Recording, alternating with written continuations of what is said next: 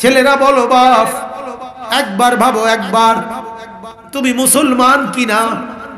একটা ওয়াক্ত নামাজ পড়ো নাই, কেমনে তুমি মুসলমান রইলা?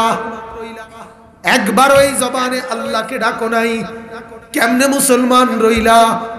এই জবানে কতবার বন্ধুকে ডাক দিছো, এই জবানে কতবার দুনিয়ার মানুষকে ডেকেছো, এই চোখে কত রং দেখলা, এই চোখে কত কিছু দেখলা, মসজিদ কেন দেখলা না? কোরআন কেন দেখলা না? আল্লাহ তো বলে আলাম নাজাল্লাহু আইনাইন। আল্লাহ বলে বান্দা বলো না আমি কি তোমাকে দুইটা চোখ দেই নাই? এই বলো না কেন, বলেন না কেন মুসলমান? আল্লাহ কি দুইটা চোখ দেয় নাই? বলেন ছেলেরা, তোমরা জবাব দাও। ওই ছেলেরা বলো, দিয়েছে কিনা বলো? তাইলে বলো না বাপ, ওয়ালিসানাও ওয়া শাফাতাইন। আল্লাহ বলে বান্দা এই যে জিহ্বা, এটা কি আমি দেই নাই? এই যে দুইটা ঠোঁট, এই দুইটা কি আমি দেই নাই? তো আল্লাহ যদি বলে বান্দা যেই জবান আমি দিলাম, সেই জবানে আমার নাম আমি শুনলাম না কেন? হ্যাঁ কি বলবা ভাইয়া, বলো না। কেমন ইনসাফ তোমার? তোমার বিবেক এভাবে মরলো কেন? তুমি এত নাফরমান হলে কেন? আল্লাহকে নারাজ করে তুমি দুনিয়া কেমনে ভোগ করছো, কদ্দুর? আর আল্লাহ পাকের গোলামির সেজদা করে আমরা দুনিয়া পাইছি নাকি? কথা বলেন না? পৃথিবীর সব নাফরমান যদি বিয়ে করে, আমরাও তো বিয়ে করছি, ঠিক কিনা বলেন? পৃথিবীর সব নাফরমান যদি ভাত তরকারি খায়, আমরাও তো ভাত তরকারি খাইছি। তাহলে দুনিয়া তুমি কি বেশি ভোগ করলা? আমার ঘরেও তো সোফা আছে, আমার ঘরেও তো 4টা খাট আছে, আমারও তো ফ্রিজ আছে 2টা, আমারও তো কাঠের দামি আলমারি আছে, আমার ঘরেও তো সব সামান আছে, কাচের প্লেট, নুনের বাটি সব আছে, আমারও তো 2টা ছেলে আছে, আমারও তো 2টা মেয়ে আছে। তাহলে আমি কি পেলাম না? কি পাইলাম না আমি দুনিয়া? যেটা তুমি বেশি পাইছো আমি পাইছি না, কিতা হিডা? কিন্তু আমি তো এমন একটা নিয়ামত পাইছি যেটা তোমরা অনেকে পাও নাই। সেটা হলো আজ আমি 5 ওয়াক্ত নামাজ পড়েছি, তোমরা অনেকে পড়ো নাই, ঠিক কিনা বলেন? তাহলে বেমিল হইলে এইটা, বাতের লগে তো বেমিল নাই, ফেলেট বাড়ির লগে তো বেমিল নাই। আজ বহুবার আমি আমার মাওলার নাম, আমার জবানে আমার আল্লাহ, আমার মালিকের নাম নিছি।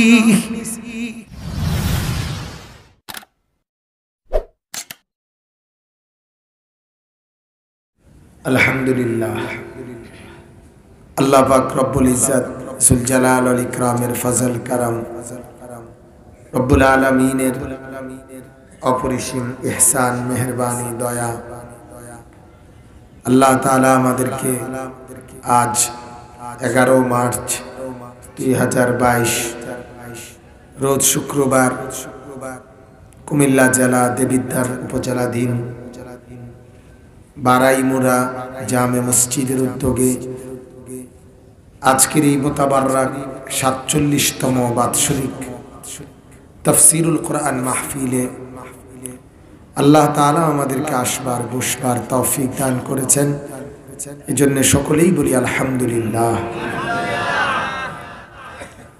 সম্মানিত হাজিরিন,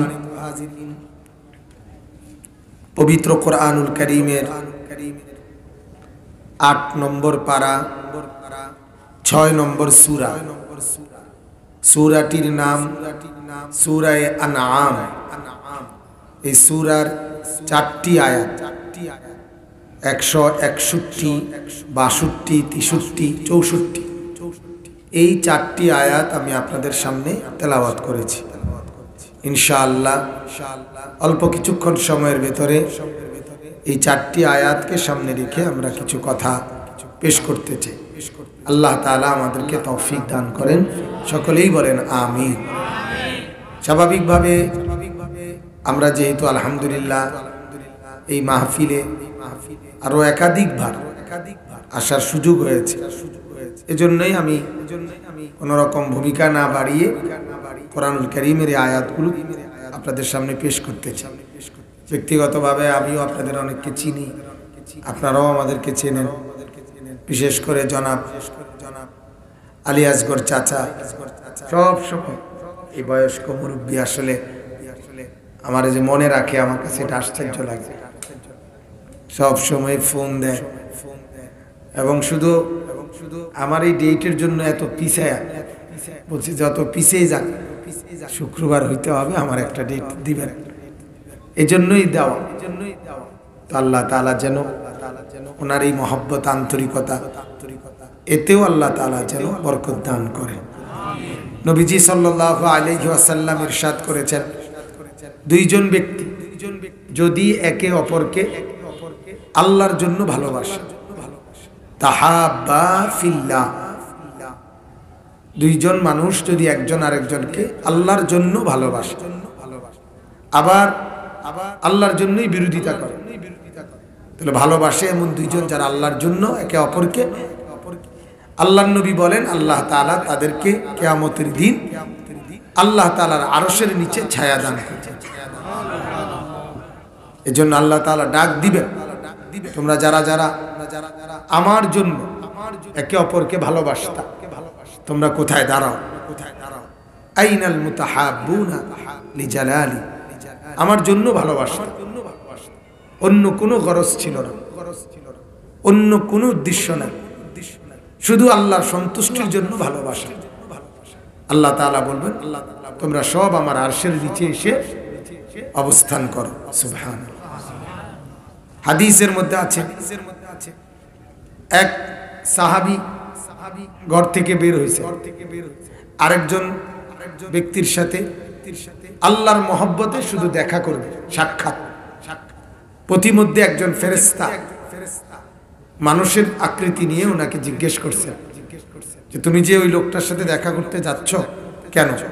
বলছে আল্লাহ সন্তুষ্টির জন্য। বলছে আর কোনো লক্ষ্য উদ্দেশ্য আছে? বলছে না, আর কোনো লক্ষ্য উদ্দেশ্য নেই, শুধু এটাই উদ্দেশ্য, আল্লাহর সন্তুষ্টির জন্য যাচ্ছি। তখন ওই ফেরেশতা তাকে জানায় দিলেন যে আমিও তোমাকে জানাইলাম আল্লাহ তাআলা তোমার উপরে সন্তুষ্ট, আল্লাহ তাআলা তোমার উপরে রাজি। এজন্য স্বার্থ ছাড়া নিঃস্বার্থ আল্লাহর জন্য ভালোবাসা উচিত একজন আরেকজন। বিশেষ করে আপনারা যে ওলামায়ে কেরামকে মহব্বত করেন, এটা আল্লাহর জন্য। একজন আলেম আল্লাহর কথা বলে, কোরআনের কথা বলে, নবীর কথা বলে, এজন্য ভালোবাসে। কি বলে? তাহলে এটা আল্লাহর জন্য, এটা আল্লাহর জন্য।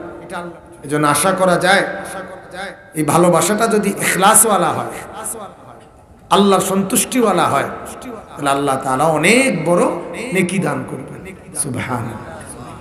আল্লাহর নবী সাল্লাল্লাহু আলাইহি ওয়াসাল্লাম বলেন, চারটা কাজ যে আল্লাহর জন্য করে, মান আহাব্বা লিল্লাহ, কাউকে ভালোবাসে আল্লাহর জন্য, ওয়া আবগাদা লিল্লাহ, কারো বিরোধিতা করে আল্লাহর জন্য।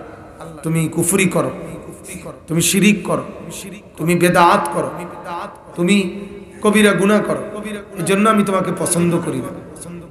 তুমি গান শোনো, তুমি মদ খাও, তুমি নেশা করো, তুমি অশ্লীল ছবি দেখো, তুমি গুনার কাজে চলো ফিরো, এজন্য আমি তোমার সাথে চলবো না, এজন্য আমি তোমার সাথে উঠা বসা করবো না।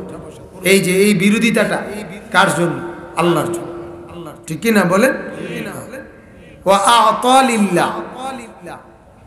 তৃতীয় নম্বর হলো দান করে, কিছু দেয় কাউকে আল্লাহর জন্য। ওয়া মানা লিল্লাহ, দিতে নিষেধ করে, দেব না। তুমি গান করবা, নেব না। খেলতামাশা করবা, খেলাধুলার আড্ডা করবা, আমি এতে দিব না। ইন্না লিল্লাহি ওয়া ইন্না ইলাইহি। তো এই কারণে আমি দেব না, মানে নাজায়েজ কাজে, গুনার কাজে দেব না, হারাম কাজে দেব না। তাহলে এই যে দিতে নিষেধ করলাম কার জন্য? আল্লাহর। আবার যে দিলাম, মসজিদ, মাদ্রাসা, অসহায়, গরিব, দুস্থ, ফকির, মিসকিন, বিধবা, এতিম, এরকম যাকেই দিলাম তো আল্লাহর জন্য দিলাম। তাহলে আল্লাহর নবী বলেন এই চারটা জিনিস যে আল্লাহর জন্য করে, ভালোবাসে আল্লাহর জন্য, বিরোধিতা করে কার জন্য বলেন? কিছু দেয় আল্লাহর জন্য, দিতে নিষেধ করে কার জন্য বলেন? ফাকাদ ইস্তাকমালাল ঈমান। নবীজি বলেন তার ঈমান পূর্ণ হয়ে গেল, সে পাক্কা ঈমানদার হয়ে গেল, যার সবকিছু আল্লাহর জন্য। এজন্য এটা আপনি মুখে বললে হয় না, এটা মস্ক করতে হয় যে আমার সব কিছু আল্লাহর জন্য হচ্ছে কি, আল্লাহর জন্য হচ্ছে কি। নবী সাল্লাল্লাহু আলাইহি ওয়াসাল্লাম বলেন লা ইয়াকুলু মালুকা ইল্লা তাকি। উম্মত, তোমার একটা টাকা নেককার ছাড়া, মুত্তাকি ছাড়া কোন নাফরমানের পিছনে যেন খরচ না হয়। তাকওয়াওয়ালা ছাড়া তোমার মাল যেন কেউ না খায়। তা তোমাকে খেয়াল করতে হবে, আমার সম্পদ আমাকে হিসাব দিতে হবে, আমার সম্পদ আমাকে হিসাব দিতে হবে। হাসরের ময়দানে আমাকে হিসাব দিতে হবে। আমার প্রতিটা টাকা, প্রত্যেকটি টাকা আল্লাহ তাআলা প্রতিটা উপার্জনের ব্যাপারে আমাকে জিজ্ঞেস করবে যে বান্দা বলো, দুইটা জিনিস বলো। এক নম্বরে আয় করেছো কিভাবে, আর দ্বিতীয়ত ব্যয় করেছো কোথায়। মিন আইনা ইকতাসাবা ওয়া ফীমা আনফাক। উপার্জন করেছো কোত্থেকে, ব্যয় করেছো কোথায়। প্রতিটা টাকার ব্যাপার আমাদের জীবনের যার যা অর্জন, জায়গা জমি, ঘর দুয়ার, দালান, বিল্ডিং, টাকা পয়সা, অর্থ বিত্ত, প্রত্যেকটার ব্যাপারে হিসাব দিতে হবে। দুইটা হিসাব, আনলেন কোত্থেকে, ব্যয় করেছেন কোথায়। এজন্য ইসলামের উপার্জনের দুইটা মূল নীতি ইসলাম গুরুত্বের সাথে মনে করে দিচ্ছে। এক নাম্বার হলো তোমার অর্জিত কোনো টাকা, এটার মধ্যে যেন আল্লাহ এবং তার রাসূল নির্দেশিত নিষেধকৃত কোনো জিনিস যুক্ত না হয়। সুদ আল্লাহ আল্লাহ রাসূলের নিষেধ, ঘুষ, মিথ্যা, প্রতারণা, ধোঁকা, ওজনে কম দেওয়া, পণ্যের গুণাগুণ সঠিক না বলা, চুরি, ডাকাতি, ছিনতাই, রাহাজানি, এরকম যত রকমের অবৈধ, এগুলো নিষেধ। তাহলে তোমার টাকা সমস্ত নিষেধ, নাজায়েজ যেগুলো পন্থা আল্লাহ আল্লাহ রাসূল করতে, তার থেকে মুক্ত থাকতে হবে। আবার তোমার এটা মনে রাখতে হবে তোমার টাকার মধ্যে, তোমার উপার্জনের মধ্যে শুধু তোমার অধিকার না, আল্লাহ আল্লাহ রাসূলের পক্ষ থেকে এই সম্পদের মধ্যে আরো অনেকের অধিকার আছে। এই টাকার মধ্যে আমার মা, আমার বাবা, স্ত্রী, সন্তান, ছেলে, মেয়ে, ভাই, বোন, চাচা, জ্যাঠা, মামা, ফুফা, আত্মীয় স্বজন, পাড়া প্রতিবেশী, গরিব, দুঃখী, অসহায়, বিধবা, মসজিদ, মাদ্রাসা, এতিমখানা, লিল্লা বোর্ডিং, বিভিন্ন জায়গায় স্তর ভেদে কোনোটা ফরজ, কোনোটা ওয়াজিব, কোনোটা সুন্নত, কোনোটা নফল, যাকাত ফরজ, সাদকায়ে ফিতির ওয়াজিব, এমনে দান সাদকা নফল। তো এরকম স্তর আছে, কিন্তু তোমার টাকা শুধু তোমার না, এই সব খাতে আল্লাহ আল্লাহ রাসূলের নির্দেশনায় ব্যয় করা, এটা তোমার উপরে জরুরি। এটাও তুমি মনে রাখতে হবে, এটা তুমি মনে রাখতে, এটা তোমাকে খেয়াল রাখতে হবে। তাহলে এই জন্য ইসলাম এটা খুব মনে রাখতে বলছে। তো আমি আপনাদের কাছে বলতে চাচ্ছি যে এই মহব্বত, এই আসা যাওয়া, আপনাদের সাথে আমাদের এই আসা যাওয়া, এটা আল্লাহর জন্য, ঠিক কি না বলেন? আর কোনো মাধ্যম নেই, আর কোনো কারণ নেই। আল্লাহ তাআলা যেন আল্লাহর মহব্বতে, আল্লাহর সন্তুষ্টির জন্য আমাদের এই সম্পর্ককে কায়েম রাখে। বলেন আমিন, বলেন আমিন। আমার একজন অনেক বড় মুরব্বী, বাংলাদেশের প্রখ্যাত একজন বুজুর্গ আলেম, খুলনার হযরত মাওলানা মুফতি নুরুল আমিন সাহেব দামাত বারাকাতুহু, অনেক বড় বুজুর্গ আল্লাহওয়ালা হুজুর একটা চমৎকার কথা বলেন যে নদীতে পানি জোয়ার ভাটা, জোয়ারও আসে ভাটাও নামে। যেই নদীতে জোয়ার ভাটা চলে ওই নদী বেঁচে আছে, ওই নদী এখনো জীবিত। কিন্তু যেই নদীতে জোয়ার ভাটা নাই ওই নদী কি মরা নদী। ঠিক উনি বলছেন আল্লাহওয়ালা নেককারদের সাথে, হক্কানি রব্বানি উলামায়ে কেরামের সাথে যাদের এরকম আসা যাওয়া আছে তারা এখনো জীবিত আছে, জোয়ার ভাটার মতো। আর যাদের আসা যাওয়া নাই তারা মরে গেছে, তারা মরে গেছে।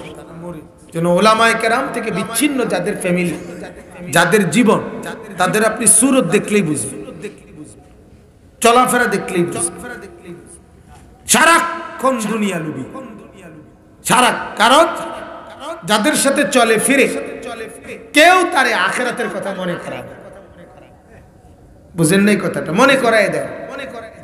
ছেলে পেলেরা যারা নিজেদের বয়সী এগুলোর লগেই নিজেরা ঘুরে, দেখবেন এদের চেহারা সুরতে চলাফেরায় মানুষের কোন সুরত, মানুষের কোন সুরত। প্রস্রাব করে যে পানি নেয় না, এ মানুষ কেমন? কথা বলেন। এই এক নম্বরই তো এই বাত, এটা মানুষ কেমন? এটা তো স্পষ্ট জন্তু জানোয়ার ছাড়া আর কিছু না। যার শরীরে প্যান্টে লুঙ্গিতে পেশাবের ফুটা, এটা মানুষ কেন? কথা বলে। এ তো মানুষের প্রথম নাম্বার থেকে বাদ। সেজদা যার কপালে নাই সে মানুষ কেমন? এ তো জানোয়ার। নামাজের সেজদা যার কপালে জোটে না সে মানুষ হয় কিভাবে? আল্লাহ তাআলাই তো বলছে উলাইকা কাল আনআম, এটা জানোয়ার। তাহলে এই জন্য এটা বড় গুরুত্বপূর্ণ। এ আপনাদের ছেলে পেলেরাও দেখবেন যারা মসজিদ মাদ্রাসা উলামায়ে কেরাম নামাজি দিনদারদের সাথে উঠা বসা করে না, এদের জীবন সারখা। হাঁটা চলা উঠা বসা সব কিছুতে খামখেয়াল করে। কি হাঁটে কেমনে, চলে কেমনে, চুল কেরুম, ফ্যান কেরুম, হাসে কেরুম, কথা কয় কেরুম, মানে কোনো আগামাথা নেই, কোনো নিয়ম কানুন শৃঙ্খলা বলতে কিচ্ছু নেই, কিচ্ছু। জীবনের কোনো একটা সৌন্দর্য ধারাবাহিকতা নেই, ধারাবাহিকতা নেই। বাই তো মতে, রাস্তা তো মতে। মিশা কথা বললাম, বুঝেন নাই কথাটা? বাই তো মতে কি রাস্তা তো, খারাইও মতে, বইও মতে, চিত্তিও মতে, বিস্তাত মতে, কোন নিয়ম কানুন নেই। বুঝেন না? জোয়ান বেড়ি দেখলো আসে, বুড়া বেড়ি দেখলো আসে, কালা বেড়ি দেখলো এটার পিছে আড়ে, সুন্দর বেড়ি দেখলো এটার পিছে আড়ে। আড়ো না নাই এর কোনো আসেনি কোনো হদিস। জিন্দগির কোন নিয়ম কানুন, নাফরমানের জীবনের কোনো শৃঙ্খলা নাই, পাপীর জীবনে কোনো নিয়ম। হ্যাঁ, এই জন্য দেখেন, এই যে 3টা বাজে বাইর হইছে, রাত 12টা বাজে গেছে, ভাই টাউনের কোনো খবর নাই। কি করে 3টা থেকে 10টা 7 ঘন্টা দেখা গেছে এ শুধু মোবাইল টিপছে, শুধু মোবাইল টিপছে, বইয়া বইয়া মোবাইল টিপছে। এই ছবি চাইছে, বেড়ি চাইছে, বেড়া চাইছে, নাটক চাইছে, সিনেমা চাইছে, ফেসবুক চাইছে, এই সম্ভব। এরপর আইসা ভাত কতটি খাইয়া জানোয়ারের মতো শুয়ে গেছে। আসরের নামাজ কোথায়, মাগরিবের নামাজ কোথায়, ঈশার নামাজ কোথায়, ফজরের নামাজ কোথায়, কিচ্ছুর কোনোদিন 8টা বাজে ওঠে, কোনোদিন 9টা বাজে ওঠে, কোনোদিন 7টা বাজে ওঠে। জীবনের কোনো কি নাই, শৃঙ্খলা। ইমানদারের জীবন শৃঙ্খলাওয়ালা, বলেন আলহামদুলিল্লাহ। ইমানদারকে ফজরের নামাজ পড়তে হবে 5:45 জামাত, তাহলে হে যদি 6টাতে ওঠে সে ফজর নামাজ পড়বে। কথা বলেন না? তাইলে তার জীবনের শৃঙ্খলা আছে, সে বুঝে 5:45 যেহেতু ফজরের জামাত, তাইলে আমারে কমপক্ষে 5:15 থেকে 20 এর ভিতরে অবশ্যই উঠতে লাইতেইব, নাইলে তো আমি নামাজ পাইতাম। এই যে জীবনের একটা সিরিয়াল, এই যে জীবনের একটা, আমি দুপুরে শুইলাম তা আমারে আপনার আমার ফজর আসরের জামাত কোনে 5টায় আমারে এর আগেই উঠতে ওযু করে নামাজ পড়তে। তাহলে জীবনের একটা সময়ের একটা মিল আছে, মিল আছে। এই যে আড্ডা দেয় দেখবেন নাফরমানরা কখন বইছে কখন উঠছে কোনো হিসাব কিতাব, কেউ কিতা করছে এতক্ষণ কয় গুড়ছি গাড়ছি এমনি আরে এমনি পাগল মানুষ বুঝি এমনি সময় কাটায়, মানুষ বুঝি এমনি সময়।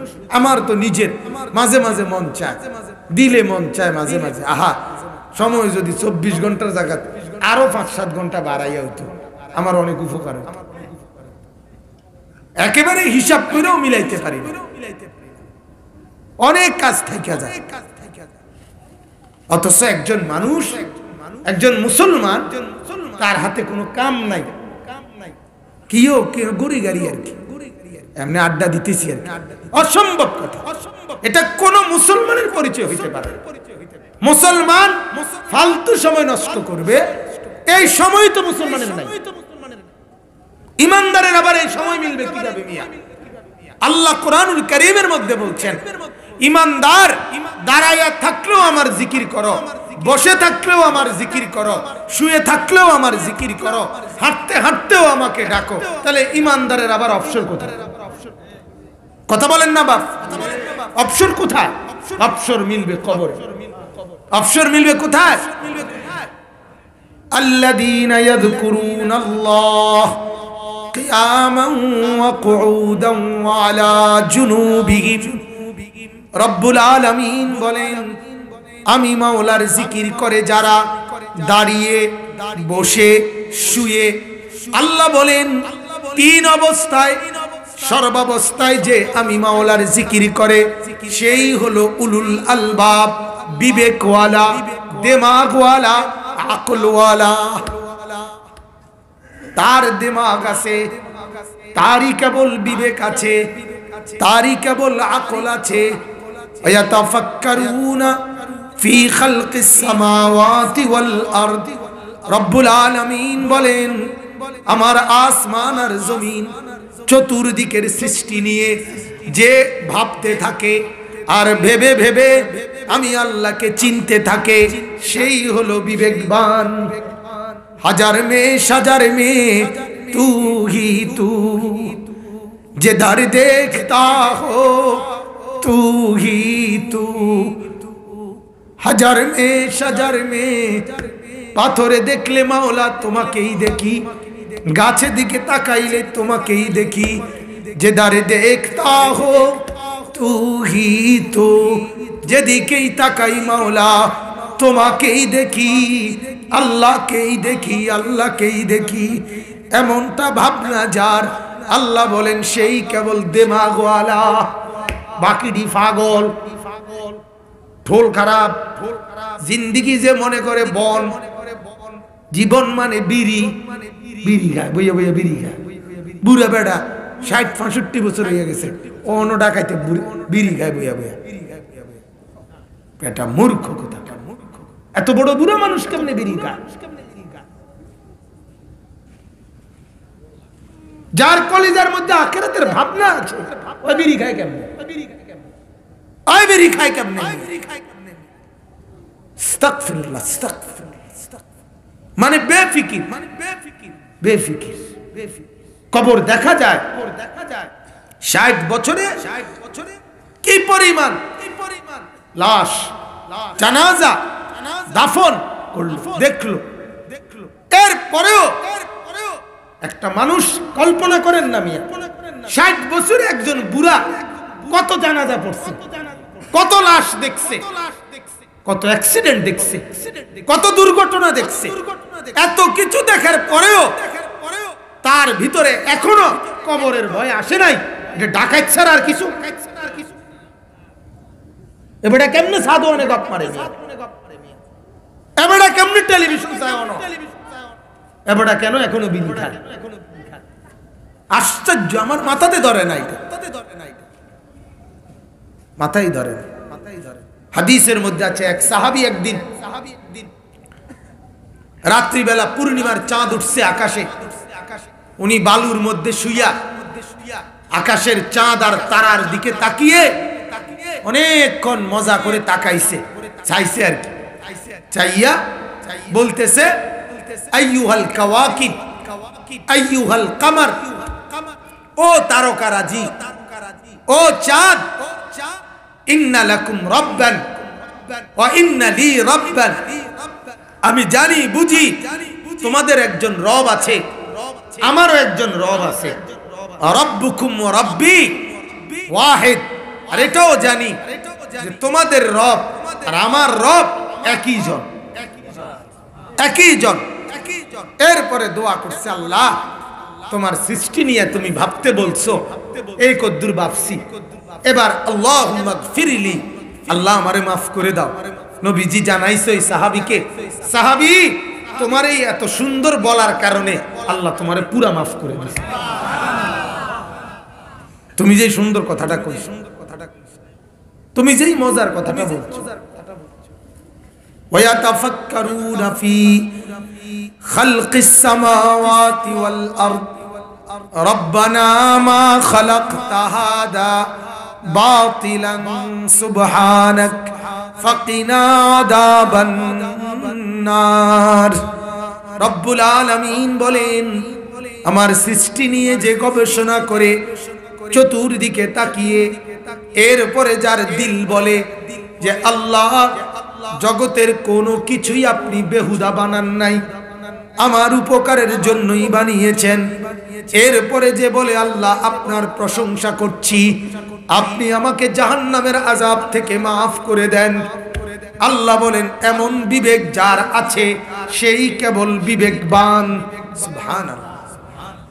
হ্যাঁ, আল্লাহকে যে চিনে, আল্লাহকে যে ডাকে, জিকির আর ফিকির যার মধ্যে আছে, দোয়া যার মধ্যে আছে, জিকির যার জবানে আল্লাহর নাম, অন্তরে যার আল্লাহর ফিকির, আল্লাহকে চিনার চেষ্টা, আর যে দোয়া করে বেশি বেশি আল্লাহর কাছে, আল্লাহ তাআলা বলেন সে বিবেকবান, সে বুদ্ধিমান, তার আকল আছে, দিমাগ আছে, বাকিগুলার দিমাগ নেই।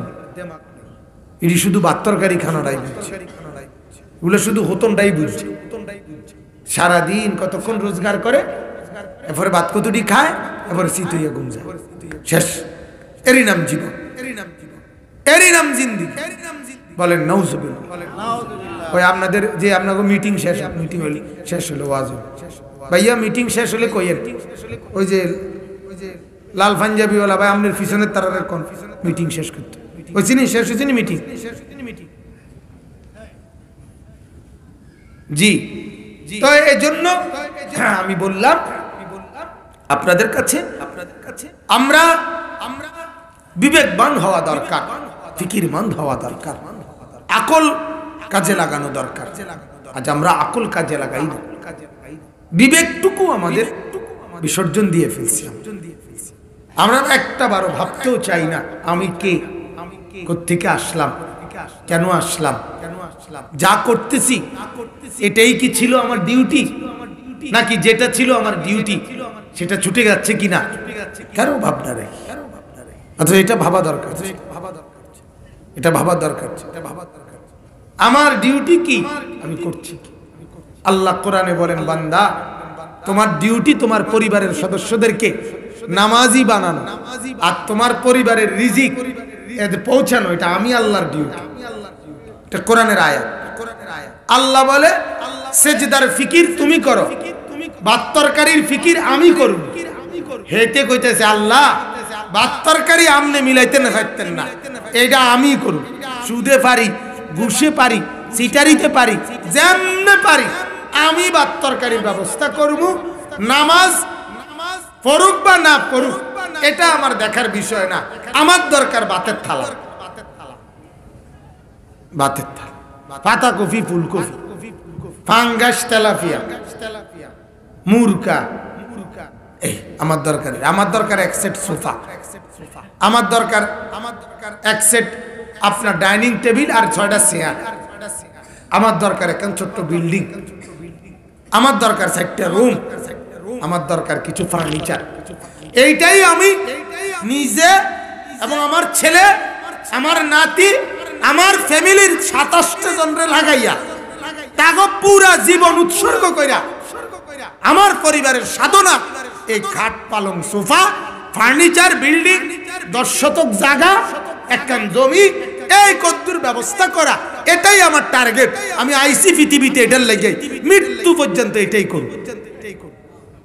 এই হলো আমাদের, মিথ্যা বললে আপনি বলেন, এই হলো ফিকির। পুরা ফ্যামিলিরে কামে লাগাই দিছে, ফুতের পয়সা কামাইতেছে এই লক্ষ্য উদ্দেশ্য।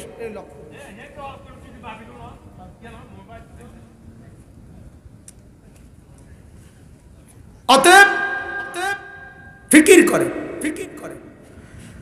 ভাবেন আপনি, ভাবেন এটুকু হিম্মত দরকার, এটুকু হিম্মত দরকার। আজ ছেলেদেরকে সংশোধন করার জন্য কেউ নাই, কেউ নাই, কেউ নাই। সমাজের মুরব্বীরা আলাদা হয়ে গেছে, পুরো আলাদা, সংসার ভিন্ন করে গেছে। এই জন্য এমন একজন মুরব্বীও আজকে সমাজে কম কম কম। চোখের সামনে নিজের ছেলে, নাতি, ফ্যামিলি, মহল্লাবাসী গুনার মধ্যে ডুবা,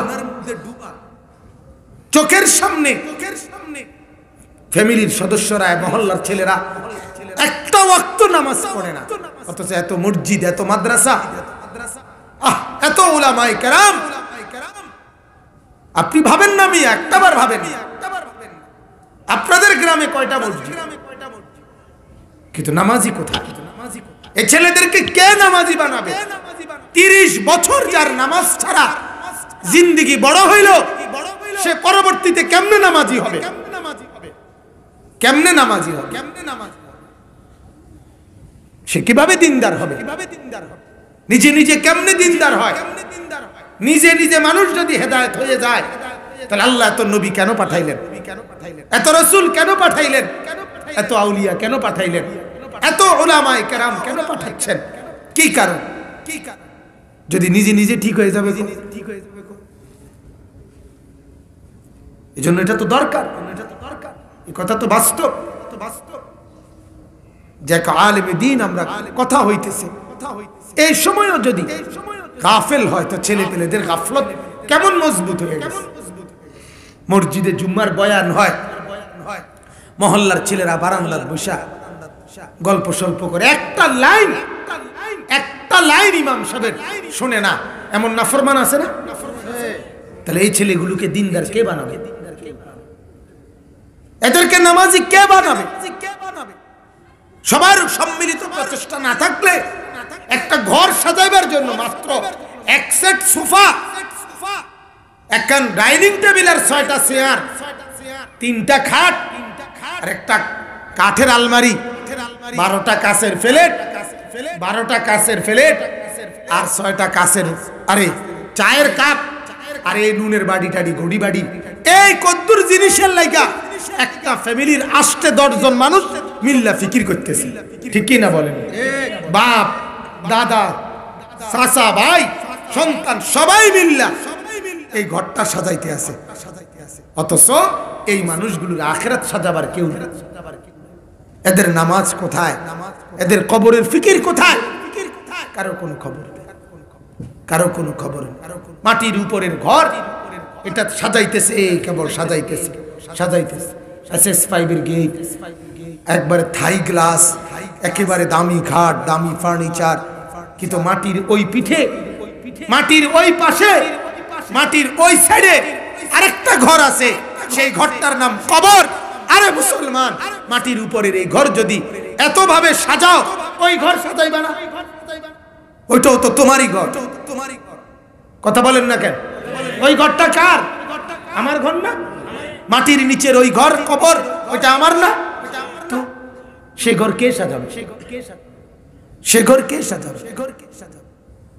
বলে আল্লাহ তাআলা কুরআনুল কারীমের মধ্যে বলছে, ইয়ালামুনা যাহিরাম মিনাল হায়াতিদ দুনিয়া, বান্দা কেবল দুনিয়াটাই বুঝলা, আহুম আনিল আখিরাতি হুম গাফিলুন, আর আখিরাতের ব্যাপারে, ওই অংশের ব্যাপারে একদম গাফেল। দুনিয়া সব বুঝো, অথচ তোমার শিক্ষা দীক্ষা নাই, এরপরও দুনিয়ার সব তুমি বুঝো। চাল ডাল আলো বাতাস রোদ বৃষ্টি সকাল দুপুর পুরুষ নারী আনন্দ বেদনা সুখ দুঃখ প্রাপ্তি অপ্রাপ্তি সব তুমি বুঝো দুনিয়া সব বুঝে মূর্খও বুঝে শিক্ষিতও বুঝে বুঝে কিনা বলেন না বাজার সদাই মাছ মাংস তরি তরকারি কোনটা চিনে না মূর্খ মানুষ কথা বলেন না কোনটা চিনে না কি বেড়া চিনে না বেড়ি চিনে না কথা বলেন সবাই চিনে আমি তো এটা প্রতিদিন বলি প্রতিদিন এই কথাটা বলি যে একেবারে উচ্চ শিক্ষিত উনি যেটারে টাইলস বলে মূর্খ মানুষ ওটারে মাটি বলে কি কয় একেবারে উচ্চ শিক্ষিত যেটারে ফাঙ্গাস মাছ কয় মূর্খ মানুষ এটারে তেলাপিয়া মাছ কয় কি মাছ কয় তো বুঝে না কি হইতে এইতে বুঝে না কি আপনি বলেন না কি বুঝে না হইতে সব বুঝতেছি দুনিয়া কিন্তু কবর কেউ বুঝতেছি না কোরআন তেলাওয়াত করতে পারেননি না হুজুর আমরা সাধারণ মানুষ পারি না আল্লাহর জিকির করেননি হুজুর কামের কারণে পারি না তাহাজ্জুদ নামাজ পড়েননি না হুজুর মূল নামাজ হইরে কুল ভাই না আইছেন আপনি আবার কি তাহাজ্জুদ হয় আউয়াবিন পড়েন আউয়াবিন কি তা হুজুর কি দেখে হালুয়া না মোগলাই পরোটা না তুন্দুর এটা তো কইতে পারবো হায় হায় আখিরাত বোঝে না আখিরাত কিছুই বোঝে না হালাল বোঝে না হারাম বোঝে না কোনটা করণীয় কোনটা বর্জনীয় বোঝে না আরো কিছুই বোঝে না ওইটা না ওইটা মানে ওইটা লাগবে না লাগ এই জন্য কিছু বুঝতে হয় এই ঘর সাজাইলেন ওই ঘর খালি এজন্য বাপ এটা বুঝতে শিখেন আমরা আপনাদের কাছে প্রতি সময় এটাই বলতে চাই বারবার বারবার বারবার এক কথা বারবার বারবার এক কথা বলি বারবার আরে মুসলমান জমিনের উপরের ঘর সাজাইতেছেন জমিনের ওই পিঠের ঘর কবর ওইটাও তো সাজাইতে হবে আরো দরকারি কথা হলো বাপ একটা জিনিস শুধু ভাবেন মাটির উপরে যে ঘর আপনার সে ঘর আপনি একা না সাজাইলেও অসুবিধা নাই আপনি পুরা করতে না পারলেও আপনার ছেলে আইসা বাকিটা করবে নাতি আইসা বাকিটা করবে ঠিক কি না বলেন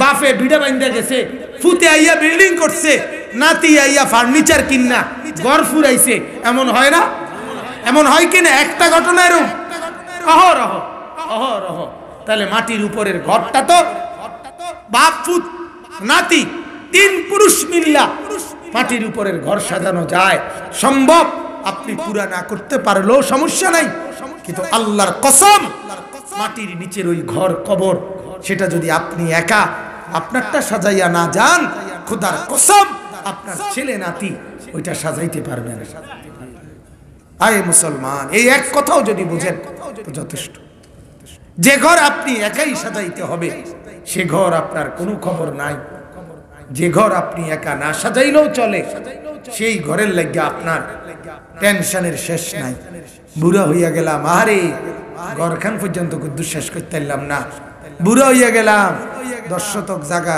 লইতে পারলাম না আরে কবরের কাছাকাছি আইয়া পড়লাম জিফুত গুণ ফুরাফুরি বিয়ে শাদি দিতে পারলাম না অথচ বাপ মরণে কোনো বেড হইতে বিয়ে পর্যন্ত বাহির হইছে আমার বাপেও শুনছে না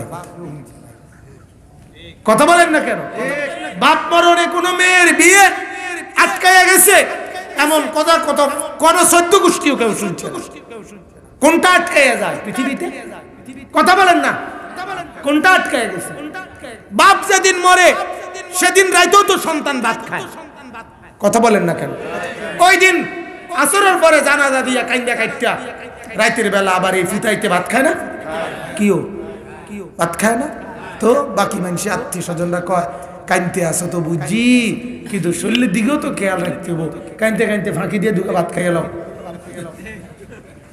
ঠিক কিনা বলেন না তাহলে কে কি বন্ধ রাখছে দুনিয়া বন্ধ আপনার জন্য দুনিয়া বন্ধ রাখছে কিছু তো আপনি দে এত টেনশন করলেন আমি বললে না জানি ফুটাইতে কিরবো আহারে আহ আহ আমি থাকতে থাকতে যদি এই ফোলাগা বিদেশ পাঠাই দিতে থাকতাম আমি থাকতে মাইয়াকে যদি বিয়ে দিয়ে লাইতাম হ্যাঁ এইভাবে আফসুস করেন আপনি আপনার আফসুসের শেষ নাই অথচ আপনি মরার পরেও ওরা ওই রাইতো ভাত খায় কোনো কিছু বন্ধ নাই সব চলছে শুধু আপনি নাই শুধু আপনি নাই। আপনি কবর থেকে যদি বুঝতেন তাইলে বুঝবেন দুনিয়া আপনাকে বাদ দিয়েও সব চলে, সব চলবে, সব চলবে, কিচ্ছু আটকায় থাকে না। দুনিয়া বড় স্বার্থপর, দুনিয়া বড় নিঠুর, দুনিয়া বড় পাষাণ, দুনিয়া বড় পাষাণ, কাউরে থাকতে দেয় না, কাউরে আদর করে না। দুনিয়ারে সবাই আদর করতে চায়, দুনিয়ারে সবাই সাজাইতে চায়, দুনিয়া কাউরে থাকতে দেয় না, দুনিয়া কারো সাজ গ্রহণ করে না।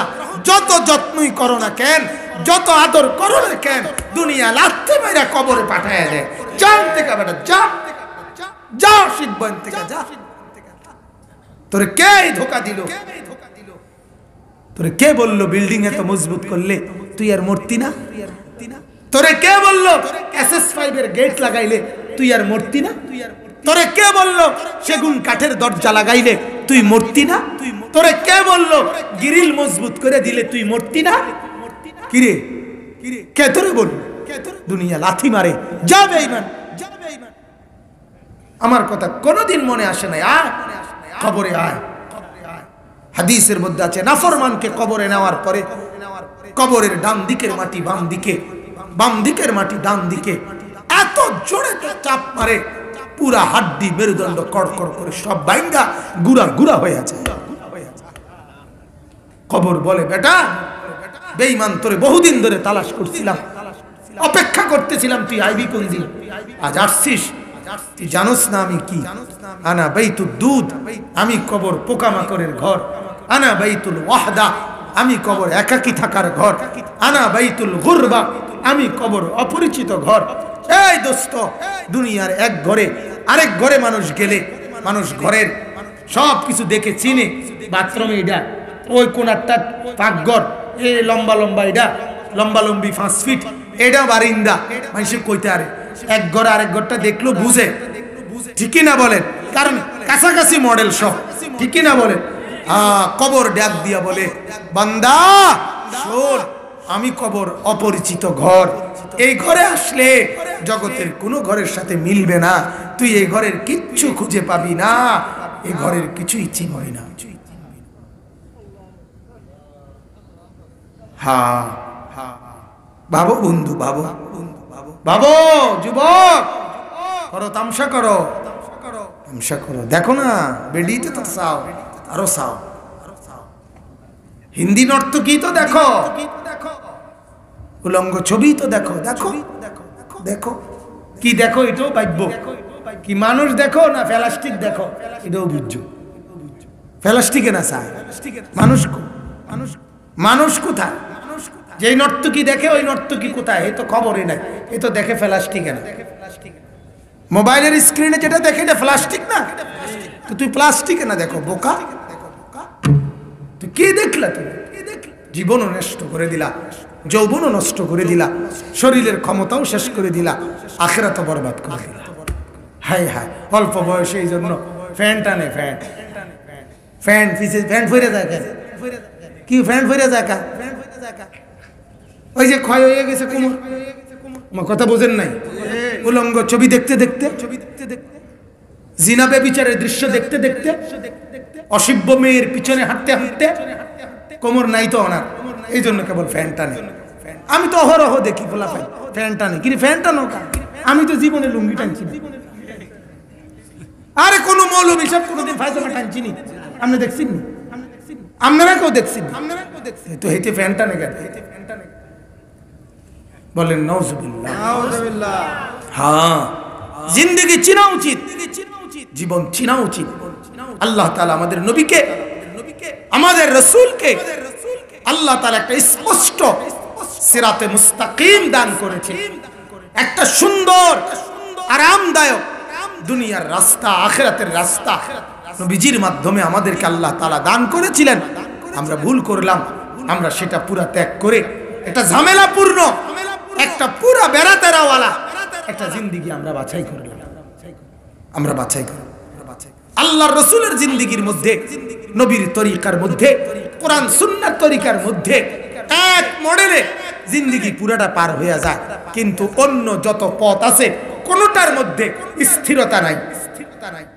কি নাই বলেন না? আমি তো বলি আমার প্রাইমারি পাস কইরা মাদ্রাসায় ভর্তি হওয়ার পরে 11 বছর বয়সে, তা আজ 41 বছর এখন আমার বয়স। এই 30 বছর একটানা আর কোনোদিন চুল নিয়ে আমাকে আর কোনো টেনশন করতে হয় নাই।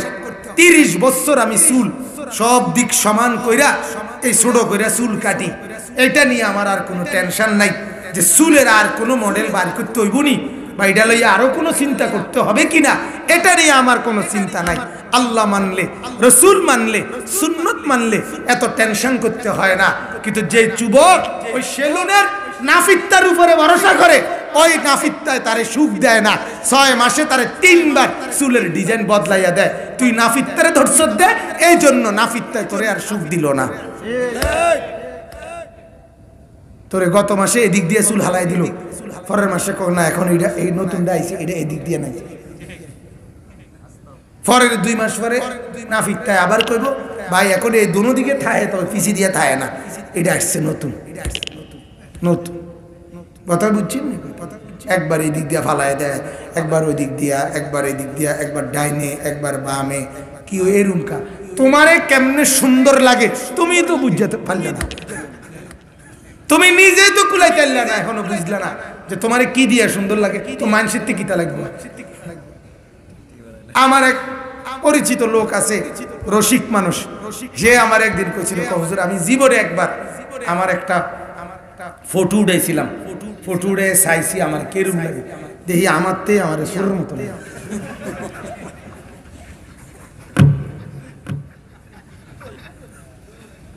কথা বুঝছেন?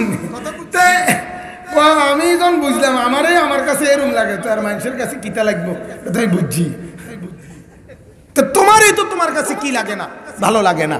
ভালো লাগলে তো তুমি মডেল বদলাইতা না, ঠিক কিনা বলেন না কেন? হ্যাঁ, আল্লাহ বুঝার তৌফিক দান করুন। চলেন আয়াতগুলোর তরজমা শুনেন, তাইলে আমাদের কথা আপনারা আরো ভালো অনুভব করতে পারবেন। কোরআনুল কারীমের এই সূরা আনআমের 4টি আয়াত, 161 নম্বর আয়াত। দেখেন আয়াতটার শুরুতে একটা কথা, সেটা হলো নবী সাল্লাল্লাহু আলাইহি ওয়াসাল্লাম, অল্প কথায় বুঝবেন, নবীজি যখন মক্কায় ইসলাম প্রচার শুরু করছেন আল্লাহর হুকুমে 40 বছর বয়স, তখন আল্লাহর নবী সাল্লাল্লাহু আলাইহি ওয়াসাল্লাম যখন ইসলামের দাওয়াত দিচ্ছিলেন, কোরআনের দাওয়াত, ঈমানের দাওয়াত, তখন এই মক্কায় যারা কুরাইশ কাফের ছিল তারা মূলত মূর্তি পূজক ছিল। কি বলে? কিন্তু তাদের একটা দাবি ছিল যে আমরা মূর্তি পূজা করলে কি হইব, আমরা হইলাম ইব্রাহিম নবীর অনুসারী।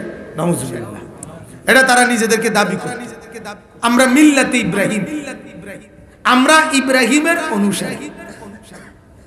তৎকালীন সময়ে যারা ইহুদি ছিল, ইহুদি মুসা নবীর অনুসারী, তারাও নবীর অনুসরণকে একেবারে বিকৃত করে শেষ পর্যন্ত একজন নবী আছে বনি ইসরাইলের, উযায়ের আলাইহিস সালাম, উযায়ের, তারা আল্লাহর নাফরমানি করতে করতে শেষ পর্যন্ত উযায়ের নামের এই নবীকে আল্লাহর পুত্র সাব্যস্ত করছে। এরপরেও এত বড় শিরিকের পরেও তারাও বলতো আমরা ইব্রাহিম নবীর অনুসারী। নাউজুবিল্লাহ। এরপরে ছিল খ্রিস্টান। ভাইয়া এই কদ্দুর বইয়ে শোনো না ভাই, বেশিক্ষণ লাগতো না, আমরা বাইর যাবো, আমরা বাইর যাই না, বহ না ভাই, যে কদ্দুরে শুনলাম বইয়েই শুনলাম, ফায়দা ভালো। আসলে এটা একটা গুরুত্বপূর্ণ মাসআলা, যে মনে রাখবেন কোরআন সুন্নাহর কথা জুতা পায়ে দিয়া, জুতা পা থাকা অবস্থায় শোনা আদবের খেলাফ। এটা একটা গুরুত্বপূর্ণ মূলনীতি। এজন্য পৃথিবীর কোন, আমাদের সারা পৃথিবীতে যত নুরানি হাফিজি মাদ্রাসা আল্লাহর কোরআন পড়ায়, কোনোখানে দেখছেন নি চেয়ার টেবিলে বইয়া পড়ে না, বসে সমান জায়গায়। এটা আদব। মুসা নবীকে আল্লাহ তাআলা তুর পাহাড়ে বলছেন আমি তোমার সাথে কথা বলবো, আমার ওয়াহী হবে এখন তোমার উপরে, এজন্য আগেই তুমি ফাখলা না আলাইক, জুতা খুলো। জুতা খুলে। তাফসীরের মধ্যে আছে মুসা নবীকে আল্লাহ যখন জুতা খুলতে বলছে তুর পাহাড়ে, ওই সময় অন্ধকার ছিল, প্রচন্ড ঠান্ডা ছিল, পায়ের তলে বরফ ছিল, বরফ। এমন অবস্থায় আপনার জুতা খোলার কথা না, বরং আরো কওনের কথা ছিল যে মৌজা আসেনি সাও, মৌজা থাকলে ফেললো, সাদ্দুর থাকলে সাদ্দুর বাঁধলো ফাও। এত শীত ছিল, শীতে উনার বিবি কাঁপতেছিল নিচে। এই কারণে উনি আইছিল মূলত আগুনের লাগা, শীত কমানোর জন্য। কথা বুঝছেন? সেখানে আল্লাহ তাআলা বলছেন মুসা আমি তোমার সাথে কথা বলবো, আমি ওয়াহি করব, এখন ওয়াহি আমার কথা, কাজে আগে জুতা খুলে, জুতা খুলে বসো।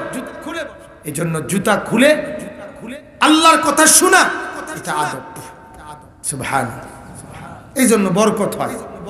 এই জন্য বললাম আর কি যে বসো ভাই, অল্প হোক 10-15 মিনিটই শুনলেন, যার যদ্দূর ভালো লাগলো উনি এর দূরে শুনলেন, কিন্তু এতে ফায়দা হয় বেশি। কথা বুঝছেন? আচ্ছা, তো ঈসা আলাইহিস সালামের অনুসারী যারা, তারাও ছিল খ্রিস্টান, নাসারা। তারা আল্লাহর নাফরমানি করতে করতে তারাও আয়েশা ঈসা নবীকে আল্লাহর ফুত বানাইলেন। নাউজুবিল্লাহ। এরপরেও এত বড় শিরিকের পরেও তারা বলতো আমরা ইব্রাহিমের অনুসারী। নাউজুবিল্লাহ। ইব্রাহিম আলাইহিস সালাম ছিলেন এমন একজন নবী যাকে আল্লাহ তাআলা এমন মর্যাদা দিবেন যে পৃথিবীর সব ধর্মাবলম্বীরা নিজেদের বিকৃতির পরেও নিজেরা দাবি করত আমরা ইব্রাহিমের অনুসারী, আমরাই সঠিক রাস্তায় আছি। তো আল্লাহ তাআলা তখন নবীজি সাল্লাল্লাহু আলাইহি ওয়াসাল্লামকে বলেন, বন্ধু আপনি এই সবগুলো নাফরমান, একদল উজাইরকে আল্লাহর পুত্র বানাইছে, একদল ঈসাকে আল্লাহর পুত্র বানাইছে, আর এই মক্কাবাসী অসংখ্য দেবতাকে আল্লাহর সাথে সুপারিশকারী বানায় দিছে। নাউজুবিল্লাহ। মক্কার কুরাইশরা আল্লাহর ফুত কইতো না, কিন্তু দেবতারে বলতো যে আমাদের যত কথাবার্তা, আমরা আল্লাহর সাথে কথা বলা সম্ভব না, আমাদের এই অনুমতি নাই। দেবতাই কথা বলে, দেবতাই আমাদের ভালো মন্দ সুখ দুঃখ আল্লাহ থেকে আইনা দেয়, আমরা এই জন্য দেবতার পূজা করি। হিসাবটা বুঝছেন নি আপনি কথাটা? দেবতার পূজা কেন করে? মূর্তির পূজা, যে এরাই মূলত আল্লাহর সাথে, আমরা সাধারণ মানুষের কথা বলার কোনো অনুমতি নাই, আমরা সাধারণ, আমরা পারতাম না বুঝাইতাম, বা আমরার অনুমতিই নাই। এই জন্য দেবতা করে আমরা ধরছি, তারার পূজা করে তারারে খুশি করলে তারাই আল্লাহর সাথে আমগরে কথাবার্তা কইয়া পার করে। এটা কোরআনে আছে, কোরআনে আছে। মক্কার কাফেররা এটা বলতো যে আমরা মা না'বুদুহুম ইল্লা লিয়ুকাররিবুনা ইলাল্লাহি যুলফা, আমরা কেন মূর্তির পূজা করি? কাফেররা বলতো মুহাম্মদ আমরা বিশ্বাস করি এই মূর্তিগুলো আমাদেরকে আল্লাহর নৈকট্যশীল বানাবে, আমরা নিজেরা পারতাম না, আমাদের এই অনুমতি। অথচ আল্লাহ তাআলা বলেন না বান্দা, আমি এমন এক মালিক, আমার কোনো বান্দা সাতপাবক জমিনের নিচ থেকেও যদি আমাকে ডাক দেয় আমি তার কাছে হাজির। আটলান্টিক মহাসাগরের ওই পারেও আমার কোনো বান্দা যদি আমাকে ডাকে আমি হাজির। আমার কোনো মাধ্যম লাগে না, আমি ড্রাইভার দিয়া আমার লগে কথা কইতে হয় না, এরূপ না, পিএস দিয়া আমার লগে কথা কোন লাগবে না। ওয়াইদা সাআলাকা ইবাদি আন্নী ফাইন্নী করিব, আল্লাহ বলে বান্দা তুমি যখনই আমাকে ডাক দাও, আল্লাহ বলেন আমি সাথে সাথে তোমার কাছে হাজির। তুমি বলবা আল্লাহ, আল্লাহ বলবে লাব্বাইক ইয়া আবদি, আমার বান্দা আমি হাজির, বলো কি চাও? তো বান্দা বলে সুবহানাল্লাহ, আল্লাহ বলে বলো না কি চাও? আবার বলে আলহামদুলিল্লাহ, আল্লাহ বলে বলো না কি চাও? আল্লাহ আবার বলে আল্লাহু আকবার, মাওলা বলে আবার বলে কি চাও? লা ইলাহা ইল্লাল্লাহ, আল্লাহ বলে বলো না বান্দা কি চাও, বান্দা কেবল জিকির করে। আল্লাহ বলে বান্দা বলো না কি দরকার, কি দরকার। বান্দা শুধু আল্লাহ বলেন, আল্লাহ আল্লাহ আল্লাহ আল্লাহ আল্লাহ আল্লাহ, সুবহানাল্লাহ, আলহামদুলিল্লাহ, আল্লাহু আকবার, লা ইলাহা ইল্লাল্লাহ, সুবহানাল্লাহ, আলহামদুলিল্লাহ, আল্লাহু আকবার, লা ইলাহা ইল্লাল্লাহ। আল্লাহ বলে বান্দা বলো না কি চাও, আমি আছি তো বান্দা, আমি শুনতেছি তো বান্দা, আমি কাছে আছি তো বান্দা। কিন্তু বান্দা কিছুই বলে না, মাওলার জিকির করে, আল্লাহকে কেবল ডাকে। শেষ পর্যন্ত আল্লাহ ডাক দিয়ে বলে, আমার বান্দা আমি বুঝেছি তুমি বান্দা আমার ডাইকা বড় মজা পাইছো, এই জন্য কেবল আমার ডাকছো। ঠিক আছে বান্দা, তুমি আমাকে ডাকতে থাকো, আমি মাওলা তোমাকে দিতে থাকি। তুমি ডাকো আমি দেব, কিছু আর বলতে হবে না। তোমার কি লাগবে না লাগবে আমি জানি, জানে কি না? মাওলা বলে বিবি তোমার অসুস্থ, আমি তো এটা জানি। ছেলেটা বিদেশে অসুবিধায় আছে, আমি তো এটা জানি। আমি যারা জানা ছাড়া কিছু তো নাই, আছে কিনা বলেন? মা তাসকুতু মিন ওয়ারাকাতিন ইল্লা ইয়ালামুহা। আল্লাহ বলে বান্দা জমিনের কোথাও একটা পাতাও পড়ে না যেটা আমি জানি না। এমন একটা পাতাও নাই, এমন একটা পাতা নাই, এমন একটা আওয়াজ নাই, এমন একটা সারা শব্দ নাই যেটা আমি শুনি না, আমি দেখি না। মাওলা দেখে না কি কি, আল্লাহ শোনে না কি কি। আলাম ইয়ালাম বিআন্নাল্লাহ ইয়ারা। আল্লাহ বলে বান্দা জানো কি না তুমি, আমি কিন্তু সারাক্ষণ তোমাকে দেখি। যুবক নওজোয়ান ছেলেরা, বাপ তোমাদেরকে বলি, মাওলা কিন্তু সারাক্ষণ দেখে। রাত 2টায় তুমি যে মোবাইলে ছবি দেখছো, মা দেখে না, বাবা দেখে না, বন্ধু দেখে না, পাড়া পড়শি দেখে না। আল্লাহ চিৎকার করে ডাক দিয়ে বলে বান্দা আমি জেগে আছি, আমি দেখছি বান্দা,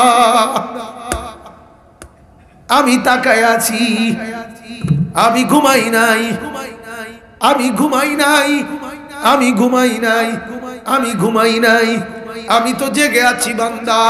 ছেড়ে দাও না ফরমানি যুবক। হায় হায়, সেজদা ছাড়া কেমনে ঘুমাইবা বলো না বাজান? এশার নামাজ যারা পড়লা না, আজ রাত কেমনে ঘুমাইবা? যদি এই ঘুম না ভাঙে, যদি এই চোখ আর না মেলে,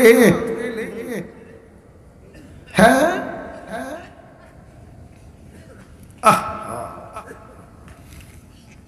আল্লাহ তো কোরআনে বলেন বান্দা যখন ঘুমায় আমি মাওলা তার রূহ নিয়ে যাই। ওয়া হুয়াল্লাযী ইয়াতাওয়াফফাকুম বিল্লাইল। আল্লাহ বলেন বান্দা রাতে যখন তুমি ঘুমাও আমি কিন্তু তোমার রূহ নিয়ে যাই, সরায় ফেলি। আবার ঘুম থেকে জাগার সময় আমি মাওলা যদি ফেরত না দেই, জগতের কে আছে বলো তোমার রূহ ফেরত দিবে? কে বলো না? ছেলেরা বলো বাপ, একবার ভাবো, একবার তুমি মুসলমান কিনা? একটা ওয়াক্ত নামাজ পড়ো নাই, কেমনে তুমি মুসলমান রইলা? একবার ওই জবানে আল্লাহকে ডাকো নাই, কেমনে মুসলমান রইলা? এই জবানে কতবার বন্ধুকে ডাক দিছো, এই জবানে কতবার দুনিয়ার মানুষকে ডেকেছো, এই চোখে কত ক্রম দেখলা, এই চোখে কত কিছু দেখলা। মসজিদ কেন দেখলা না? কোরআন কেন দেখলা না? আল্লাহ তো বলে আলাম নাজাল লাহু আইনাইন। আল্লাহ বলে বান্দা বলো না আমি কি তোমাকে দুইটা চোখ দেই নাই? এই বলো না কেন, বলেন না কেন মুসলমান? আল্লাহ কি দুইটা চোখ দেয় নাই? বলেন ছেলেরা, তোমরা জবাব দাও। ওই ছেলেরা বলো দিয়েছে কিনা বলো। তাইলে বলো না বাপ। ওয়ালিসানাও ওয়া শাফাতাইন। আল্লাহ বলে বান্দা এই যে জিহ্বা এটা কি আমি দেই নাই? এই যে দুইটা ঠোঁট এই দুইটা কি আমি দেই নাই? তো আল্লাহ যদি বলে বান্দা যেই জবান আমি দিলাম সেই জবানে আমার নাম আমি শুনলাম না কেন? হ্যাঁ কি বলবা ভাইয়া বলো না? কেমন ইনসাফ তোমার? তোমার বিবেক এভাবে মরলো কেন? তুমি এত নাফরমান হলে কেন? আল্লাহকে নারাজ করে তুমি দুনিয়া কেমনে ভোগ করছো কদ্দুর?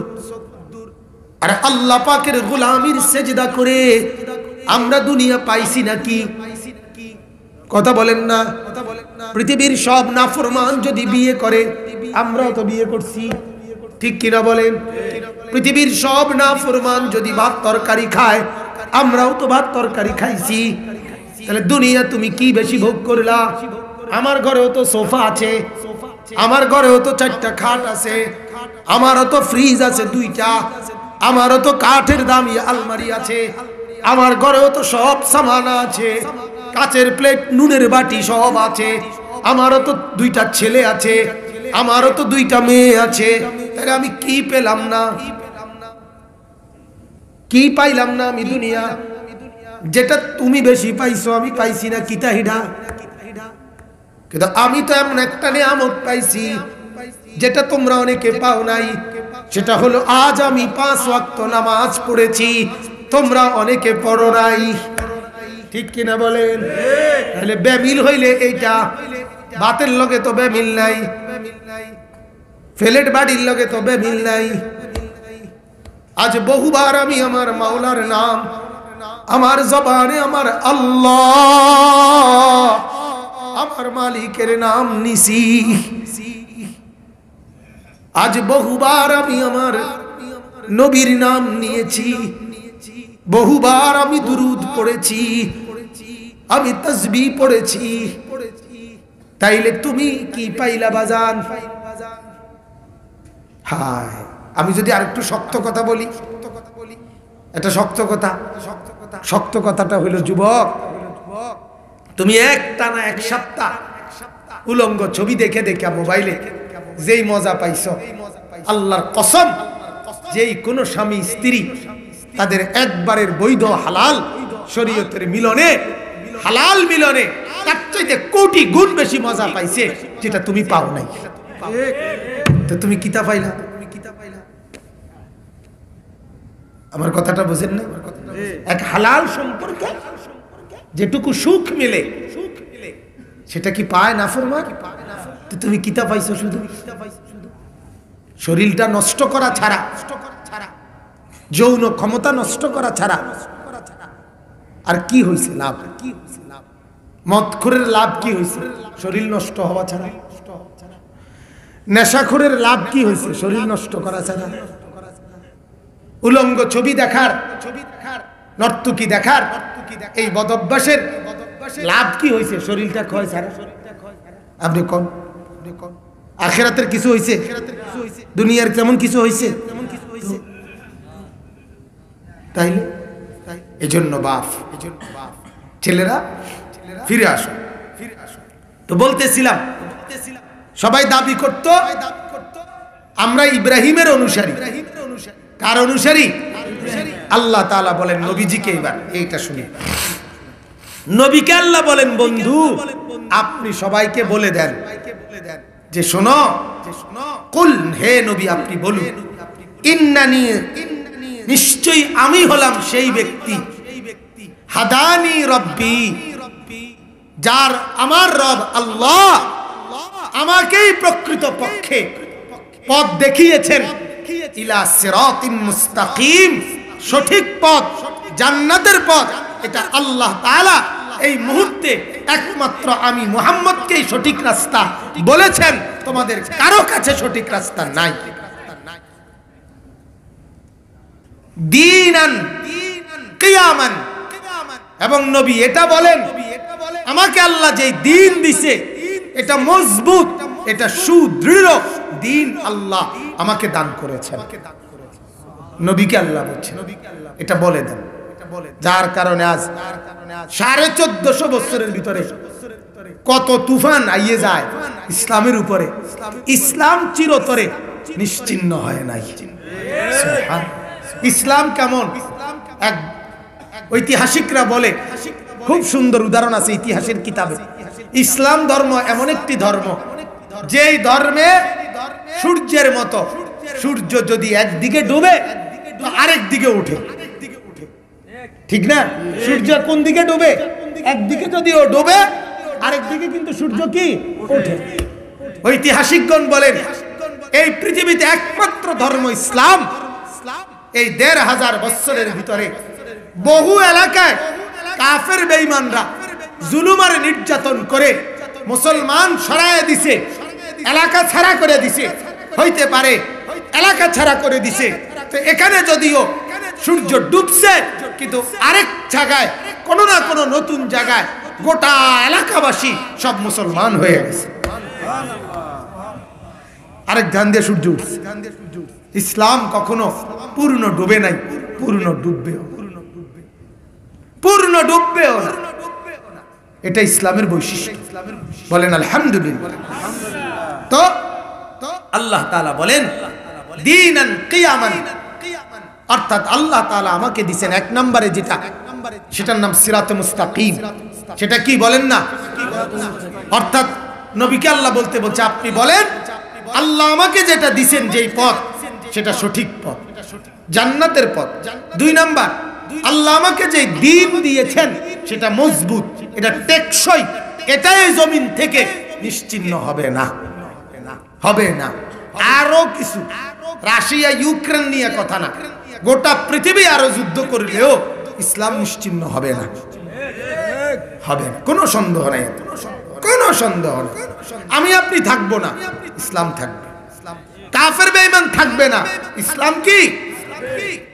এরপর আল্লাহ বলেন আপনি বলেন মিল্লাতা ইব্রাহিমা হানিফা, সুবহানাল্লাহ।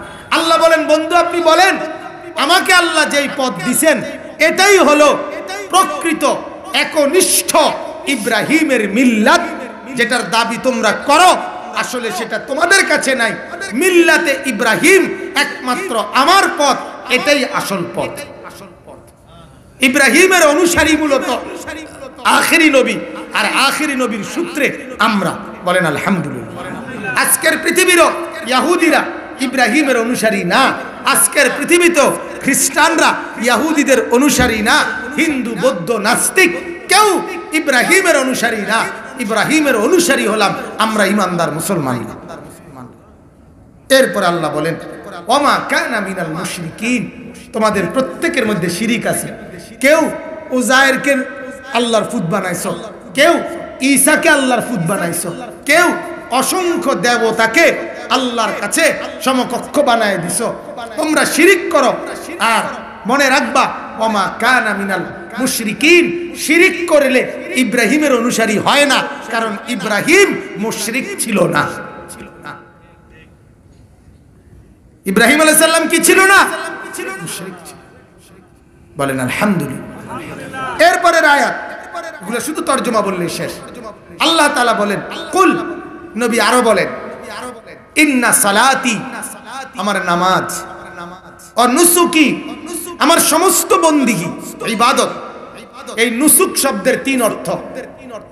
আমার কুরবানি, অথবা আমার হজ, অথবা আমার যাবতীয় ইবাদত। ওয়া মাহইয়ায়া, আমার বেঁচে থাকা, এই যে আমি বেঁচে আছি। ওয়া মামাতি, আমার মৃত্যুবরণ করা। নবী আপনি বলেন আমার নামাজ মানে আমার সিজদা, আমার ইবাদত, আমার জীবন, আমার মরণ সব লিল্লাহি রাব্বিল আলামিন, আল্লাহ তাআলার জন্য। বেঁচে আছি কার জন্য? মরবো কার জন্য? সেজদা করি কার জন্য? বন্দেগী করি কার জন্য? হায়াত চালাইতেছি কার জন্য? লা শারীকা লাহু, আমার মাওলার সাথে কোনো শরীক নাই। অবিযালিকা উমিরতু, সম্পূর্ণ শিরিক মুক্ত, শুধু আল্লাহকেই মানা, এটারই আদেশ আমার কাছে। ওয়া আনা আউয়ালুল মুসলিমিন, আর আল্লাহর অনুগত মুসলিম বান্দা আমি প্রথম, 1 নম্বর মুসলমান। বলেন আলহামদুলিল্লাহ। শেষ আয়াতে আল্লাহ তাআলা বলেন, নবী আপনি আরো বলেন, কুল আগাইরাল্লাহি আবগি রাব্বান ওয়া হুয়া রাব্বু কুল্লি শাই। এইখানে মক্কার কুরাইশরা কয়েকটা প্রস্তাব দিছিল নবীজি, মুহাম্মদ চলো না মিল্লাজিল্লা করি, তোমারটাও আমরা মানি, আমগোটাও তুমি কদ্দুর মানো। কথা বুঝেন নাই? 1 2 নাম্বার, মুহাম্মদ তোমার আমাদের ধর্মের মানে আমাদের দেবতার অনুসরণ করিলে যদি তোমার পাপ হয়, যাও তোমার পাপ আমরা কান্দেলুম, আমরার পাপের লগে মিলে এলুম, তোমারে পাপ দিতে মানা করব। কেমন ডাকাইতা বুদ্ধি, কথা বুঝছেন নি? তো আল্লাহ তাআলা বলেন, নবী বলে দেন, কুল আগাইরাল্লাহি আবগি রাব্বান ওয়া হুয়া রাব্বু কুল্লি শাই। বলেন 1 নম্বরে, ওই বেঈমানরা, আমি কেন আমার আল্লাহকে বাদ দিয়ে আর কাউকে রব বলবো? আমার রবই তো একমাত্র, যিনি সবকিছুর রব। রব বলতে তার কেউ নাই, আমি কেন অন্যকে মানব? বুঝেন নাই কথাটা? মানার মতো তার কেউ নাই, মানার উপযুক্ত একমাত্র কে? আমার আল্লাহ। তা আমি অন্যকে মানবো কেন? তুমি কইলে বলে। এরপরে বলেন, ওয়ালা তাকসিবু কুল্লু নাফসিন ইল্লা আলাইহা। নবী এটা বলে দেন, কেহই তার নিজের কান্দে অন্য কিছু আসবে না, তার নিজের কামাই ছাড়া। অর্থাৎ তুমি আরেকজনের পূজা কান্দে লইবা, এটা হবে না। আল্লাহ বলে দিবেন, তুমি যা করছো সেটাই কেবল তোমার ঘাড়ে আসবে। ওয়ালা তাজিরু ওয়াজিরাতুম বিজরা উখরা, একের বোঝা অপরে বহন করবে না। করবে? কথা বলেন। হাসরের ময়দানে জি ফুত স্ত্রী সন্তান, এরা আপনার গুনার বোঝা বইবে তো? অথচ আজ আপনার আয় রোজগার ইনকাম সুখের বোঝা, এগুলা তো সুখের ভোগ, এগুলা তো করতেছে। কিন্তু সেদিন আপনি কাউকে পাবেন না, আপনাকে একাই। চক্ষু বন্ধ করলে আপনি একা। আবার আপনি সঙ্গী পাবেন যখন আপনি জান্নাতি হবেন। এর আগে আর সঙ্গী পাবেন না। এর আগে আপনাকে এই চোখ বন্ধ করার পর থেকে কবর, হাসর, মিজান, ফুলসিরাত, আখিরাত, এই পুরোটা সফর সম্পূর্ণ একাকী আপনাকে করতে। শেষ কথা আল্লাহ বলেন, সুম্মা ইলা রাব্বিকুম মারজিউকুম। সব শেষে মনে রাখবা, মানো আর নাই মানো, শোনো আর নাই শোনো, গ্রহণ করো আর বর্জন করো, আমল করো আর ত্যাগ করো। বাবারা, জওয়ানেরা, বুড়োরা, মারা, বোনেরা, বাবারা, মুরব্বীরা, সবাই কাছে আমার অনুরোধ, আল্লাহ পাক শেষ কথা বলছেন, সুম্মা ইলা রাব্বিকুম মারজিউকুম। ও বান্দা, মানলেও না মানলেও শেষ পর্যন্ত সকলেই আমি রবের কাছেই ফেরত আসতে হবে। কথা বলেন না ভাইয়া? ঘুরে ফিরে যেখানেই যাও, হাতের ঘুড়ি হাতেই আসবে। কারণ নাটাই যে আমার হাতে, ঠিক কিনা বলেন? নাটাই যেহেতু হাতে, এই জন্য আমি সুতা না ছাড়ছি, কিন্তু নাটাই তো ছাড়ি দেয়। বান্দা 60 বছরের সুতা না ছাড়ছি, 70 বছরের সুতা না ছাড়ছি, নাটাই তো ছাড়ি দেয়। নাটাই কার হাতে? সুম্মা ইলা রাব্বিকুম মারজিউকুম ফায়ুনাব্বিউকুম বিমা কুনতুম ফীহি তাখতালিফুন। অতঃপর আল্লাহ বলেন, হাসরের ময়দানে একত্র করে জমা করে যে যেই ব্যাপারে ব্যতিক্রম করছো, বিরোধিতা করছো, আমার ইখতিলাফ করছো, আমার কথা গ্রহণ করো নাই, আমার বন্ধুর কথা গ্রহণ করো নাই, হাসরের ময়দানে আমি একটা একটা করে ধরে ধরে তোমাকে জানাবো, বান্দা এটা ঠিক করো নাই, এটা ঠিক করেছো, এটা উচিত করো নাই, এটা উচিত করেছো, এটা অন্যায়, এটা ন্যায়, এটা হালাল, এটা হারাম, এটা বৈধ, এটা অবৈধ। দেখো তোমার আমলনামা, তোমার জিন্দেগির লম্হা লম্হা, বিন্দু বিন্দু এখানে আছে, সেকেন্ড সেকেন্ড এখানে আছে, মুহূর্ত মুহূর্ত এখানে আছে, নিঃশ্বাসের হিসাবটা পর্যন্ত এখানে আছে। প্রতিটা নিঃশ্বাস আমার হুকুমে মানে ব্যয় হয়েছে না নাফরমানিতে ব্যয় হয়েছে, এটাও এখানে আছে। আমি এক এক করে পাই পাই তোমাকে জানাবো, দেখাবো, এর আলোকে তোমার ফয়সালা করো। আমি কোনো জুলুম করব না। আল্লাহ বলেন আমি কোনো জুলুম করব না, এক বিন্দু জুলুম করব না। বাকি তুমি এটা মনে রাখো, এক সুতা এক বিন্দু আড়ালে নাই, সব আমি হাজির, সব হাজির হবে। ইয়াউমা তুবলা সারায়ের, এমনকি আমাদের হৃদয়ে অন্তরের কথাগুলো পর্যন্ত, অন্তরের ভাবনা চিন্তাগুলো পর্যন্ত কোরআনের আয়াত, আল্লাহর কসম, হাসরের ময়দানে আল্লাহ তাআলা ওইগুলো আমলনামার মধ্যে খুলে দেখাবেন। আপনি কিভাবে আড়াল করবেন? অতএব বাবারা, মুরব্বীরা সবাই মিলে ফিকির করেন, চেষ্টা করেন, ধৈর্য ধরছেন, জওয়ান বুড়ো মুরব্বী প্রত্যেকেই চিন্তা করেন এই এক কথার উপরে যে আখিরাতের প্রস্তুতি কেমন, কবরের প্রস্তুতি কেমন। প্রত্যেকে প্রত্যেকের হালাত দেখেন। সফরে রওনা দিবেন, হ্যাঁ, ব্যাগ পত্র, টাকা পয়সা, জানা শোনা কাগজপত্র, হ্যাঁ, পাসপোর্ট, ভিসা, টিকিট সব আছে কিনা দেখেন। আমিও দেখি, আপনারাও দেখেন, ঠিক আছে না? ইনশাআল্লাহ প্রত্যেকে ফিকির করবো তো ইনশাআল্লাহ। মুরব্বীরা আপনারা বিশেষভাবে আমার অনুরোধ, বয়স্ক মুরব্বীরা বিড়িখানা ছেড়ে দেন। যার মধ্যে এই বিড়িখানার অভ্যাস আছে ছেড়ে দেন বাপ। অনেক নিকৃষ্ট আচরণ এটা। আগুন, বিড়ি মানে আগুন। 60 বছরেও আপনি আগুন থেকে বাঁচতে পারলেন না। আমনের কবরে আগুন ছাড়া আর কিটা ধরাই, কি ধরাই? ফেরেশতা বলবো ভাই আপনার এই দুনিয়ার থাকতে দেখছি, বুড়া কালেও আমরা আসলে খেয়াল রাখছি, আগুন ছাড়া আমনের সকাল দুপুর বিকাল রাত ভাল লাগছে না, আগুন ছাড়া আমনে তো থাকতে না, আমরাও বুঝছি, এই জন্য আগুন ধরাই দিছি। থাকে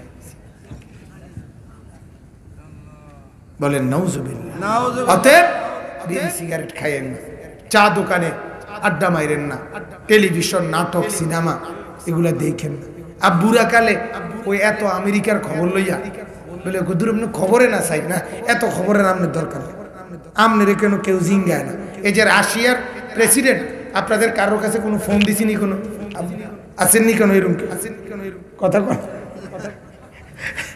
ইউক্রেনের প্রেসিডেন্ট ভলদিমির জেলেনস্কি, এর নাম কই তো দাঁত মাত উল্টে আছে। হ্যাঁ, জেলেনস্কি এর নাম।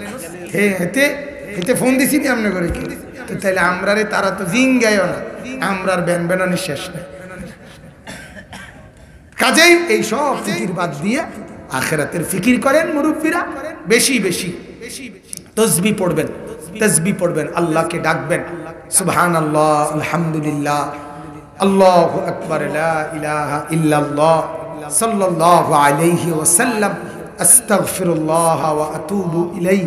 এভাবে দুরূদ শরীফ, ইস্তিগফার, আল্লাহ পাকের নামের তাসবিহ এগুলো বেশি বেশি পড়বেন।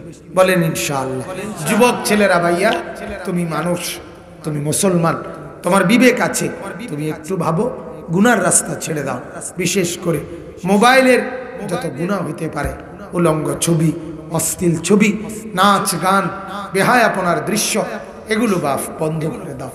এতে দুনিয়াতেও দামি হয় না, আখিরাতে তো দামি হবেই না। কোনো নাফরমানকে, কোনো অসভ্য ছেলেকে, কোনো চরিত্রহীন ছেলেকে সমাজের কেউ কোনোদিন সম্মানের দৃষ্টিতে দেখে না। কেউ ভালো বলে না, কেউ ভালো বলে না, কেউ ভালো বলে না, কেউ ভালো। আমি তো প্রায় বলি, অসভ্যরে অসভ্য বালা কয় না, আর বালা কি থাকবে? বুঝেন না কথাটা?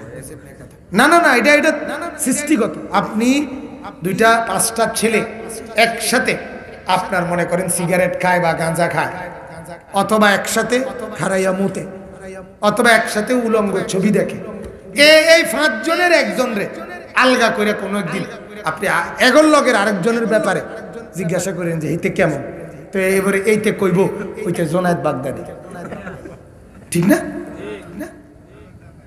কথা বলেন না কেন? এইটা এটা নি কইব, এই ছেলেটা এটা বলবে যে ওইতে বাইজিদ বোস্তামি, ওইতে কি বলবো বেয়াদব নাম্বার এক নাম্বার অসিদ্ধ। এবারে যদি আপনি তারে বলেন কিরে তোর লগে চলে ফিরে তুইও এর লগে চলস, তুই কেমনে কস হইতে এত খারাপ, তো মত তো বেদ্য ফিরে কি ভালো কেমনে করবে? অসিব্য রে জোনায়েদ বাগদাদি কেমনে কইবে, কোন যুক্তিতে কইবে আপনি বলেন? এজন্য কোন বদবখ্ত তাকে তার বন্ধুরা পর্যন্ত খারাপ, কোন বেপর্দা নারী আরেকটা বেপর্দা নারী লগের ঘরের হে বুড়ি রে আপনি জিঙ্গান না, এ বুড়ি কেমন, এ বুড়ি কইব যে এ বুড়ি হলো রাবেয়া বসরি, হ্যাঁ রাবেয়া বসরি কইব, কি কইব কি কইব? অসিব্য অসিব্য টোটো কইরা বাজারে বাজারে ঘুরে, ঠিক না কথাটা? হ্যাঁ কব আমনেও তো ঘুরেন, ঘুরি আমি বেড়ির লগে যাই, আমি এমনি যাই না, তাই বেড়ি আমারে ন্যায় দেখে আমি যাই, এবার ওই হে বেড়ির কান্দে দোষা পাই। আল্লাহ আমাদেরকে মাফ করে দেন।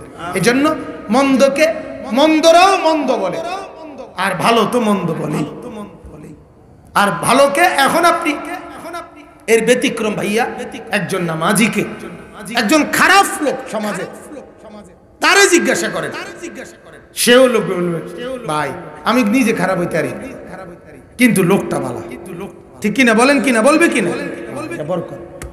মন্দকে মন্দ মন্দ বলে, ভদ্রকে নেককারকে মন্দ নেককারী বলে।